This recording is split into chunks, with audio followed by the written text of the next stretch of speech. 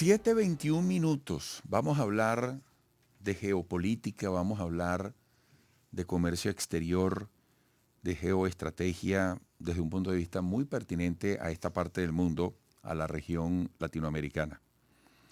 Porque el presidente de Paraguay, Santiago Peña, ratificó en Asunción que no impulsará las negociaciones de un acuerdo comercial con la Unión Europea después del 6 de diciembre, cuando su país asuma de manos de Brasil la presidencia pro tempore del Mercosur.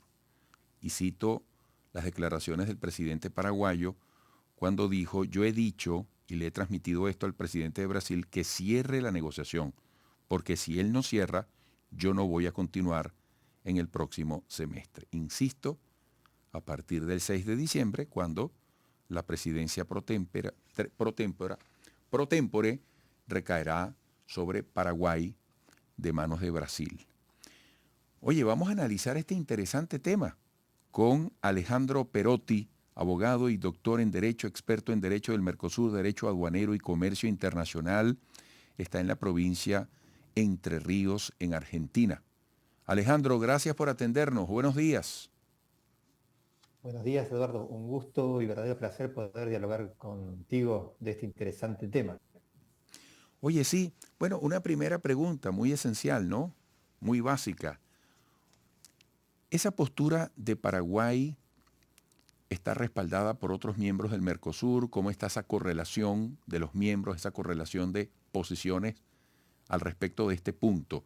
¿Y por qué no convendría esa alianza o ese acuerdo entre Mercosur y la Unión Europea, de acuerdo con la lógica que expresa el presidente paraguayo?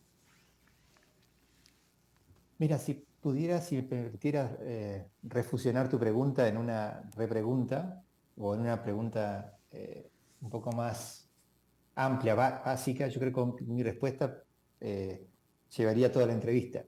Y es, ¿qué quiso decir el presidente paraguayo? O, dicho de otra manera, ¿hay que interpretar literalmente los dichos del presidente Santiago Peña?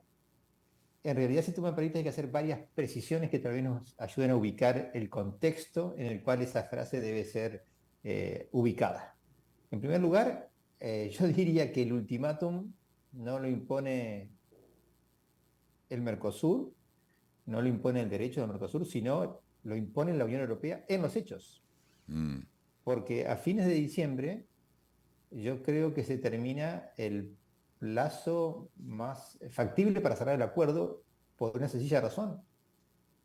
En Europa, a comienzos del próximo año, cambia la presidencia pro tempore de la Unión Europea y el próximo país no es tan amistoso de cerrar el acuerdo como lo es España. En segundo lugar, también un condicionante de la realidad europea es que el año que viene hay elecciones en el Parlamento Europeo y según los sondeos de opinión, irán a ganar más densidad, más cantidad de bancas los partidos pro verde, es decir, partidos que no son muy amigos del acuerdo. Y en tercer lugar, según el sistema jurídico electoral europeo, la elección de un nuevo Parlamento Europeo dispara la elección de una nueva Comisión Europea.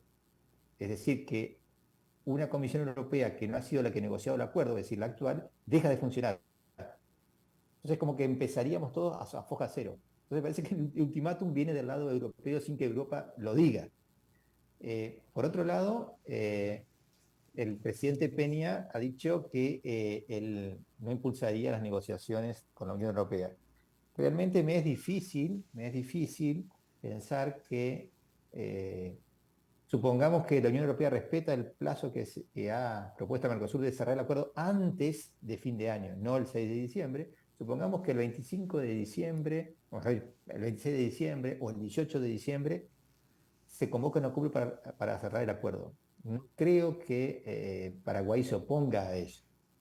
En tercer lugar, todo en el Mercosur, Eduardo, se realiza por consenso, es decir, los cuatro países tienen que estar de acuerdo. ¿Esto mm. qué quiere decir? Que para no continuar la negociación con la Unión Europea, tienen que estar los cuatro países de acuerdo.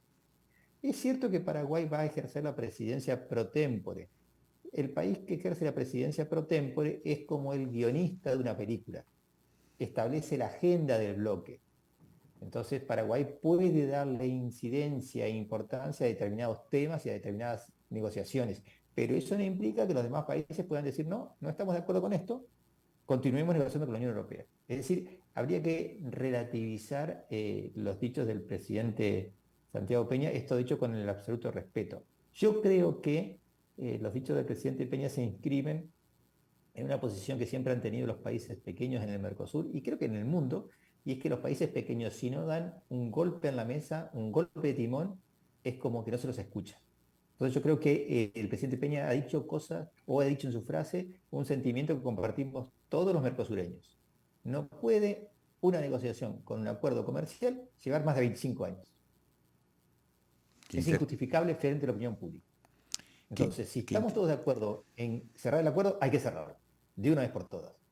Un acuerdo comercial, en el fondo, es perder un poquito y ganar muchito. Es decir, no podemos ganar el 100% de lo que queremos.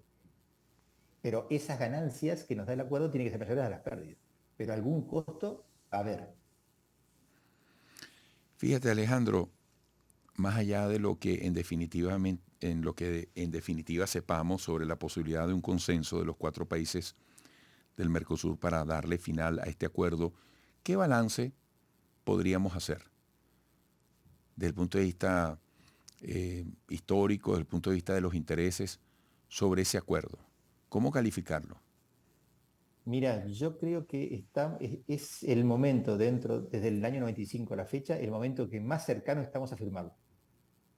Yo diría ahora o nunca, punto 1. Punto 2, el acuerdo es importantísimo para ambas regiones. Y yo te diría que es más importante para el Mercosur. No solamente por los beneficios que el acuerdo trae en sí, los beneficios propios del acuerdo, sino que el acuerdo dispara reformas y consensos en el Mercosur que sin el acuerdo no se habrían dado o no se darían. Es más, te pongo ejemplos prácticos. Aún sin haber firmado el acuerdo, ¿no? Entrado en vigencia, aún en este estado de indefinición, el Mercosur ha avanzado en agendas, en puntos, en temas que no había avanzado. Es decir, la mera posibilidad de llegar a un acuerdo ya ha hecho que el Mercosur se beneficie internamente. Entonces, desde el punto de vista cultural, social, económico, comercial, político, el acuerdo es beneficioso para ambas partes. Insisto, ¿es beneficioso para el 100% de las pretensiones de la Unión Europea? No. ¿Es beneficioso para el 100% de las pretensiones del Mercosur? No. Claro. Y es normal que así sea. Claro. Porque acá no se trata de que gana uno y pierde otro. Alejandro, te agradezco muchísimo la manera en que nos ilustras en el marco de este escenario y esperamos seguir contando contigo. Un gran abrazo. Muchísimas gracias, Eduardo, por el espacio y siempre es un gusto dialogar contigo. Gracias, igualmente lo afirmo. Alejandro Perotti, con doble T y latina al final, abogado y doctor en Derecho, experto en Derecho del Mercosur, Derecho Aduanero y Comercio Internacional. La semana pasada yo estuve como conductor, como maestro de ceremonia de un evento sobre comercio exterior y este es un tema fascinante, fascinante. Regresaremos.